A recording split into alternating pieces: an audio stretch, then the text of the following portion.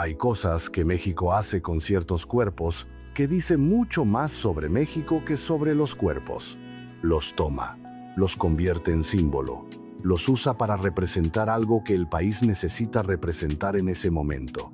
El deseo, la libertad, la sensualidad que la sociedad oficial reprime y que la pantalla permite, porque la pantalla es el espacio donde lo que no se puede ser en la calle, se puede ser durante 90 minutos en la oscuridad del cine. Y cuando ese cuerpo ya no le es útil para representar eso, lo suelta. Sin drama, sin crueldad visible, con la indiferencia que se tiene hacia las cosas que han cumplido su función. Yolanda Yvonne Montes Farrington llegó a México en los años 40, siendo una joven de origen estadounidense, con el pelo rubio y los ojos claros, y un cuerpo que movía con una libertad que los escenarios mexicanos de la época no habían visto antes. México la llamó Tongolele, le dio fama, dinero, la adoración de millones de personas que la veían bailar y sentían algo que no siempre podían nombrar. Le dio 20 años en el centro de la industria del entretenimiento, le dio el título de la reina del mambo, de la mujer más sensual de la pantalla mexicana, de la diosa de ébano aunque su piel fuera clara como el marfil. Y después, cuando los 20 años pasaron, y el cuerpo seguía siendo el mismo pero la industria había encontrado cuerpos nuevos, México siguió con su vida. Tongolele también siguió, bailando, siempre bailando, hasta los 90 años y más allá, en escenarios que iban siendo cada vez más pequeños, pero que seguían siendo escenarios, porque el escenario era el único lugar donde todo tenía sentido. Esta es la historia de lo que pasó en el medio. Yolanda Yvonne Montes Farrington nació el 28 de enero de 1932 en Spokane, Washington, Estados Unidos. Su padre era estadounidense, su madre era mexicana, originaria de Sonora, de esas familias que en el siglo XIX y principios del XX cruzaban la frontera en ambas direcciones, con la naturalidad que tenían los desplazamientos antes de que la frontera se volviera el muro conceptual y físico que es hoy. Yolanda creció en California, en un hogar bicultural, donde el español y el inglés convivían con la practicidad de las familias que necesitan los dos idiomas para funcionar en el mundo que tienen, donde la herencia mexicana de la madre coexistía con el contexto estadounidense de la vida cotidiana. Y desde muy pequeña, había algo en ella que el cuerpo expresaba antes de que la mente lo procesara. El ritmo, no el ritmo que se aprende en las clases de baile. El ritmo que está en el cuerpo desde antes de las clases, que hace que cuando suena música, el cuerpo responda con una naturalidad que los que lo tienen raramente pueden describir porque para ellos es tan automático como respirar. Yolanda Montes tenía ese ritmo.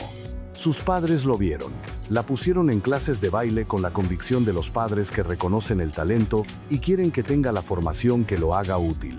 Aprendió tap, aprendió jazz, aprendió los estilos de baile que la cultura estadounidense de los años 30 y 40 producía con esa eficiencia de la industria del entretenimiento que siempre necesita cuerpos nuevos que lleven al público lo que el público quiere ver.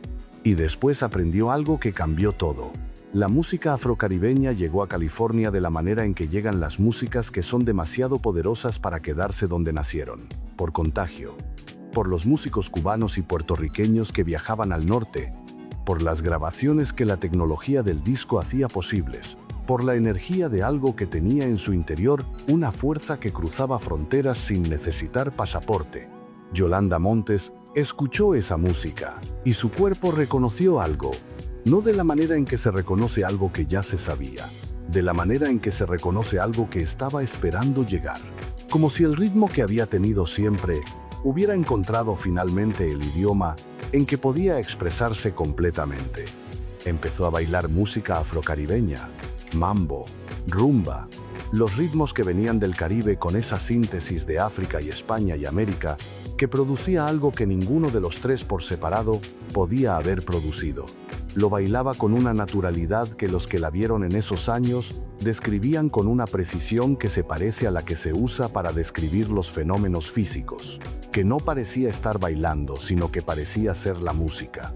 que la diferencia entre el sonido y el movimiento de su cuerpo se borraba de una manera que producía en el público la sensación de que lo que estaba viendo era completamente inevitable, como si no hubiera podido ser de otra manera. Tenía 16 años. La Ciudad de México en los años 40. El mismo México que estaba produciendo su época de oro del cine, que tenía a Pedro Infante y a María Félix, y a Jorge Negrete llenando las pantallas y las imaginaciones del público latinoamericano. Ese México tenía también una vida nocturna que era, en ciertos aspectos, el negativo de la imagen oficial, el espacio donde lo que el día no permitía, el cabaret permitía, donde los cuerpos podían moverse de maneras que la calle no autorizaba, donde la música tenía permiso de ser lo que era sin el filtro de las convenciones. Yolanda Montes llegó a esa Ciudad de México alrededor de 1947. Tenía 15 años según algunas fuentes, 16 según otras. Era joven de cualquier manera. Venía con la familia, con el bilingüismo que la diferenciaba, con el cuerpo que se movía de esa manera y con el nombre que todavía no era Tongolele sino Yolanda Montes. La industria del entretenimiento mexicano la vio y tuvo la misma reacción que había tenido ante María Félix, ante Dolores del Río, ante cualquier persona que llegaba con algo que la cámara iba a amar: urgencia. La urgencia de quien ha encontrado algo valioso y quiere capturarlo antes de que alguien más lo haga. Le ofrecieron trabajo, le ofrecieron el escenario y le ofrecieron el nombre que iba a ser suyo durante el resto de su vida, aunque ella hubiera nacido con otro, Tongolele. El origen exacto del nombre tiene distintas versiones. Lo que todas las versiones tienen en común es que fue un nombre construido para ella, no elegido por ella. Un nombre que sonaba a algo que no era exactamente ningún lugar ni ningún idioma, pero que tenía resonancias de lo exótico, de lo africano, de lo que la industria del entretenimiento mexicano de la época necesitaba para enmarcar lo que ese cuerpo hacía cuando bailaba. Tongolele, un nombre que era también una imagen, que cuando se decía en voz alta producía ya algo, una expectativa, una promesa de lo que iba a verse cuando la persona que lo llevaba apareciera en el escenario. Y Tongolele, que era Yolanda Montes, que era una joven de California de 16 años, aceptó ese nombre con la pragmaticidad de quien entiende que en la industria del entretenimiento, la imagen que te construyen es la herramienta con la que trabajas. Empezó a bailar en los cabarets de la Ciudad de México, y México la vio. El efecto que Tongolele producía en el público de los cabarets mexicanos de finales de los 40 no tiene equivalente fácil en el vocabulario moderno, porque las categorías que usamos hoy para hablar del cuerpo, del deseo y de la performance son diferentes a las categorías que existían entonces. Lo que se puede decir es esto: producía una reacción que era simultáneamente fascinación y perturbación. Fascinación porque el baile era extraordinario de una manera que no requería conocer nada sobre técnica o sobre géneros musicales para reconocer. Era algo que le llegaba al cuerpo del espectador antes de que el cerebro interviniera. Había una libertad en ese movimiento que no se parecía a nada que el público mexicano de la época hubiera visto en un escenario. Y perturbación porque esa libertad cuestionaba algo. Cuestionaba las convenciones sobre cómo debía moverse un cuerpo femenino en público, sobre qué se podía mostrar y qué se debía ocultar, sobre los límites del espectáculo y los límites de lo que la moral pública podía tolerar. Tongolele cruzaba esos límites, no de manera agresiva, no con el propósito declarado de escandalizar, con la naturalidad de quien hace lo que sabe hacer y que no tiene dentro de sí el registro de que lo que hace es transgresor, porque para ella era simplemente bailar. Eso era más perturbador que la transgresión calculada. El cine llegó con la velocidad con que siempre llega la industria cuando encuentra algo que el público ya está viendo en otro lado y quiere ver en la pantalla. Su primera película fue en 1948. 12 años de esclavitud, una producción que nadie recuerda hoy por su valor cinematográfico, pero que sirvió para lo que servían las primeras películas de los artistas que la industria estaba probando, para ver cómo respondía la cámara. La cámara respondió como siempre responde cuando tiene delante a alguien que tiene esa relación con su propio cuerpo, con fascinación. Las películas siguientes construyeron el personaje de Tongolele con la eficiencia de la industria de la época de oro cuando estaba en su momento de mayor productividad. No eran grandes obras del cine, eran vehículos, historias construidas alrededor del pretexto de que Tongolele bailara. Tramas que justificaban la presencia de ese cuerpo en movimiento durante el tiempo suficiente para satisfacer al público que pagaba el boleto precisamente para eso. Aventura en Río, Al son del mambo, Los tres alegres compadres. Títulos que nadie recuerda pero que en su momento llenaron los cines con una consistencia que los productores medían en pesos y que confirmaba lo que ya sabían, que Tongolele vendía. Aquí hay que hablar de algo que las narrativas sobre Tongolele raramente abordan con la honestidad que la situación merece.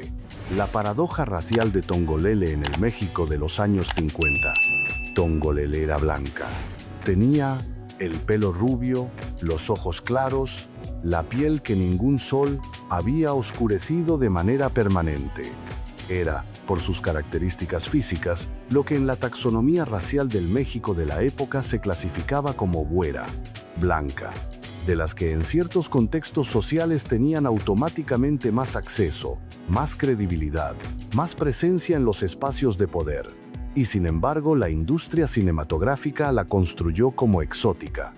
Le pintaron el cuerpo de oscuro para ciertas actuaciones. Le pusieron plumas y trajes que evocaban una africanidad que no tenía en su historia personal.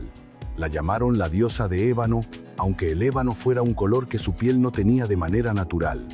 Construyeron alrededor de ella una imagen que tomaba prestada la estética de las culturas africanas y caribeñas, con la misma libertad con que la industria del entretenimiento toma prestado lo que le es útil sin preguntar a quién pertenece.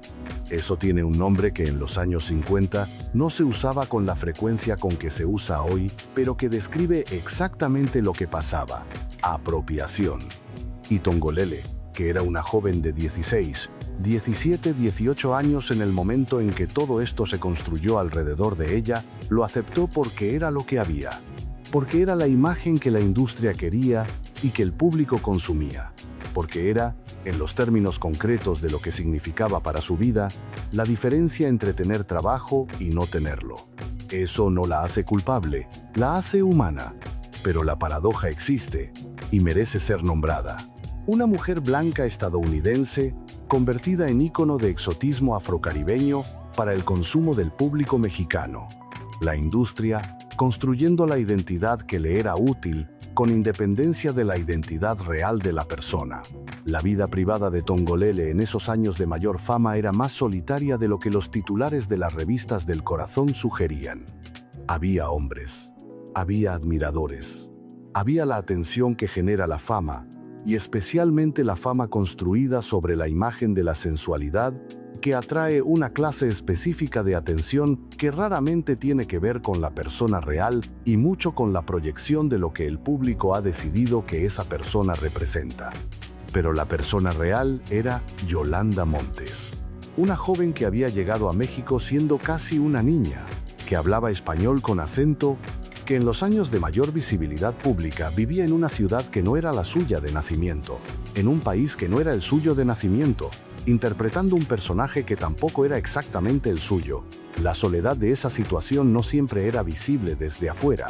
Desde afuera lo que había era Tongolele, la diosa, la bailarina, la mujer que cuando salía al escenario hacía que el teatro entero olvidara que tenía otros pensamientos.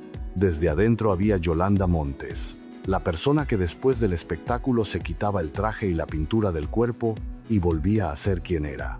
Que tenía las preguntas que tienen todas las personas, que se preguntan si lo que están haciendo es lo que son o simplemente lo que les pagan por ser. Hubo un matrimonio. Se casó con el productor y empresario teatral Carlos Amador en los años 50. Carlos Amador era un hombre con presencia en la industria del entretenimiento mexicano, con la clase de conocimiento de cómo funcionan las cosas, que hacen que ciertas relaciones entre artistas y sus parejas tengan esa mezcla de lo personal y lo profesional, que es difícil de separar. El matrimonio con Carlos Amador fue real. Duró, tuvieron una vida juntos, que las personas que los conocieron describen con palabras que hablan de afecto genuino y de complicidad, y de la clase de relación que se construye entre dos personas que se entienden en los términos del mundo que comparten. Pero también tenía sus complicaciones, como todos los matrimonios que existen en la intersección de lo personal y lo profesional. Carlos Amador era el empresario que gestionaba parte de la carrera de Tongolele. Era el marido y era también el hombre que tomaba decisiones sobre qué contratos aceptar y cuáles no. Esa mezcla de roles tiene sus propias tensiones que no siempre se resuelven limpiamente. Lo que la historia registra es que estuvieron juntos durante muchos años, que Carlos Amador estuvo presente en los momentos importantes de su carrera, y que cuando él murió, Tongolele quedó con una soledad, que era de las solitudes que no tienen relleno fácil porque el espacio que ocupaba esa persona era demasiado específico para que otra cosa lo llenara. Los años 60 fueron el punto de inflexión, no el final de la carrera, pero sí el momento en que empezaba a ser visible que el ciclo que había empezado a finales de los 40 estaba llegando a su arco descendente. La industria cinematográfica mexicana estaba cambiando. Los géneros que habían definido la época de oro estaban siendo reemplazados por otros. El público que había llenado los cines para ver a Tongolele bailar estaba envejeciendo y llegaban públicos nuevos con gustos diferentes. Y la industria, que siempre mira hacia adelante, estaba mirando hacia otros artistas, otros cuerpos, otras imágenes con que llenar las pantallas. Tongolele seguía trabajando, pero los papeles eran diferentes. Las producciones eran menores. El centro de gravedad de la industria se había desplazado y ella ya no estaba en el centro. Siguió en los teatros. Siguió actuando en los cabarets, que habían sido el origen de todo. Siguió siendo Tongolele en los escenarios con la misma entrega de siempre, porque el escenario no cambia, aunque el escenario sea más pequeño. Pero había una diferencia que el público que la veía en los 60 y en los 70 podía sentir sin siempre nombrarla, que el México que la había convertido en ícono había seguido sin ella, que la imagen que había construido alrededor de su cuerpo ya no era la imagen que México necesitaba representar. Hay algo sobre Tongolele y México que vale la pena decir directamente. México la adoró mientras le fue útil adorarla. Eso no es cinismo, es una observación sobre cómo funciona la adoración popular cuando se construye sobre una imagen más que sobre una persona. La imagen de Tongolele, la diosa sensual exótica que el cine y el cabaret habían fabricado, era una imagen que México necesitaba en los años 50 para representar algo que la sociedad oficial no podía representar abiertamente. El deseo, la liberación del cuerpo, la posibilidad de que la sensualidad fuera algo que se pudiera celebrar en lugar de suprimir. Cuando esa necesidad de representación cambió, cuando México encontró otras maneras de representar esas cosas o dejó de necesitar ese tipo de representación en la misma forma, la adoración cambió también. No se convirtió en odio, se convirtió en indiferencia. Y la indiferencia, como todos los que la han experimentado saben, puede ser más difícil que el odio, porque al odio se puede responder, y con la indiferencia no hay nada contra lo que pelear. Tongolele respondió a esa indiferencia de la única manera que sabía responder, bailando.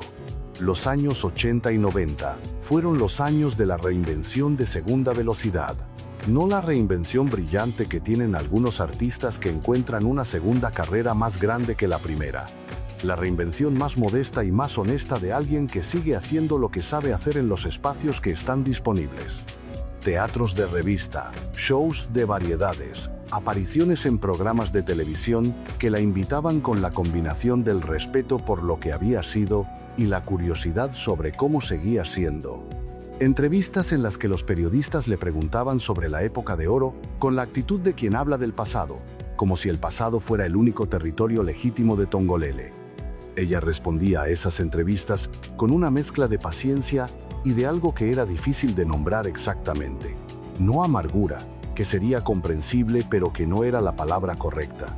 Algo más parecido a la resignación activa de quien ha entendido cómo funcionan las cosas y ha decidido funcionar dentro de eso, en lugar de gastar energía en pelear contra lo que no va a cambiar, Y cuando la entrevista terminaba y el periodista se iba con sus preguntas sobre el pasado, Tongolele seguía siendo Tongolele, bailando. La resistencia física de Tongolele es uno de los aspectos de su historia que menos se menciona y que más merece atención. Siguió bailando hasta los 80 años, hasta los 90, con un cuerpo que llevaba 70 años de trabajo físico intenso, de viajes, de actuaciones en condiciones que no siempre eran las ideales, de la exigencia constante que tiene la danza cuando se ejerce como profesión durante toda una vida. Los bailarines que trabajan hasta esas edades no son comunes. El cuerpo que baila pide lo que pide, y con los años pide más cuidado y más consideración.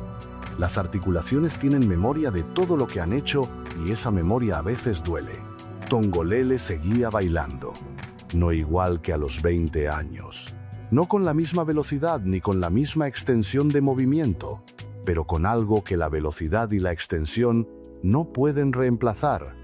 La sabiduría del cuerpo que ha bailado durante 70 años y que sabe exactamente cómo habitar cada movimiento con una economía que los cuerpos jóvenes no tienen todavía. Las personas que la vieron bailar a los 80 años describen eso. Dicen que no era la Tongolele de los 50, que sería imposible, pero dicen que había algo en el movimiento que era más denso, más cargado de algo que no tienen los cuerpos que no han vivido suficiente.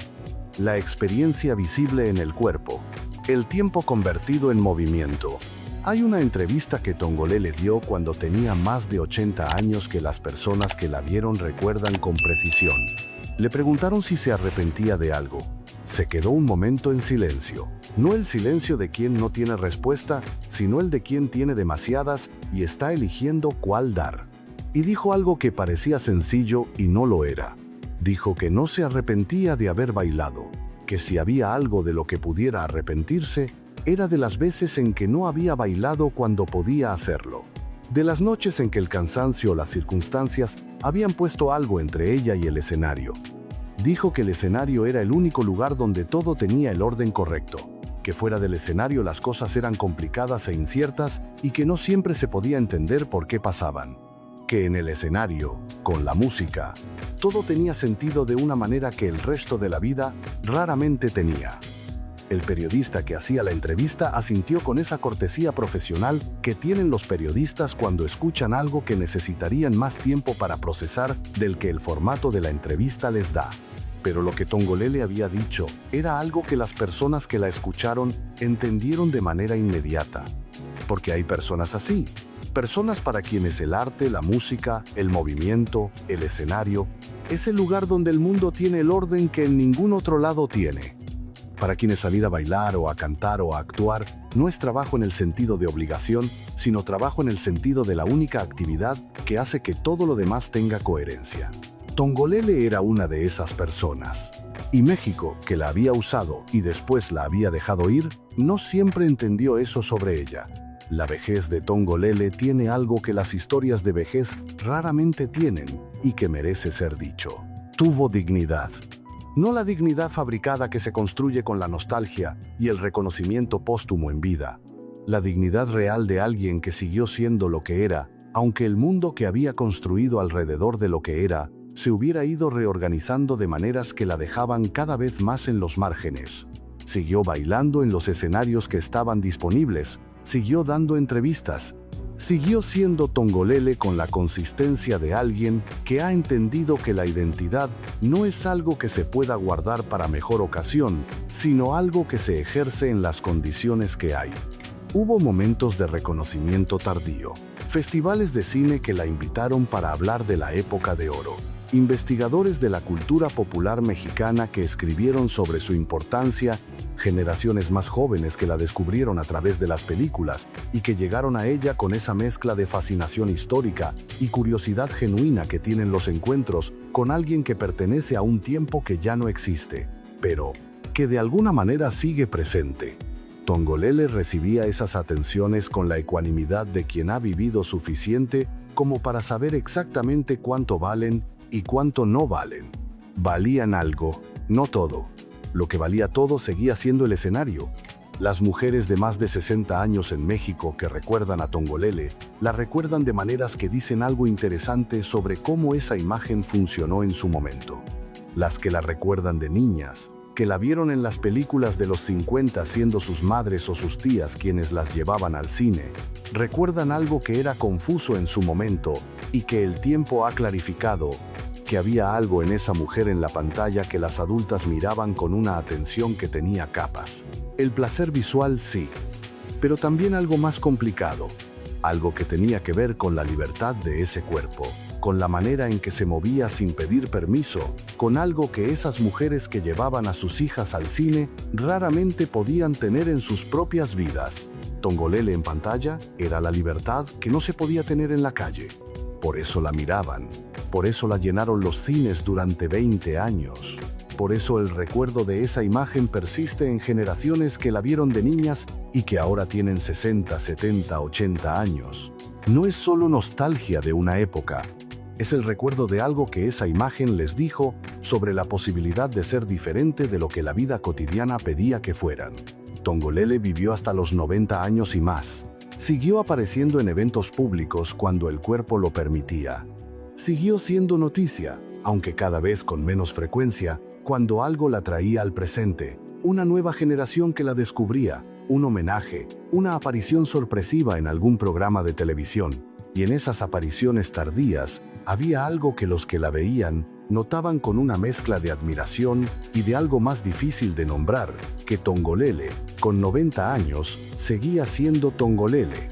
No la Tongolele de los 50, no podría serlo, pero algo de lo que había hecho que ese nombre significara lo que significó, seguía ahí. En la manera de moverse, aunque el movimiento fuera más lento. En la manera de ocupar el espacio, aunque el espacio fuera más pequeño.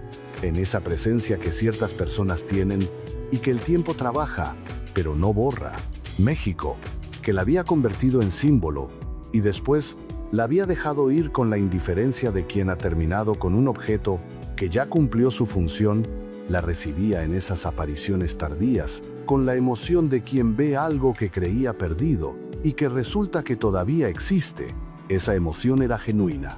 Llegaba tarde, pero era genuina. Hay una última cosa sobre Tongolele que vale la pena decir. Una cosa sobre lo que significa construir una identidad en un país que no es el tuyo. Sobre lo que significa que un país te adopte y te convierta en símbolo de algo que necesita representar. Sobre el precio de esa adopción. Yolanda Montes llegó a México siendo casi una niña.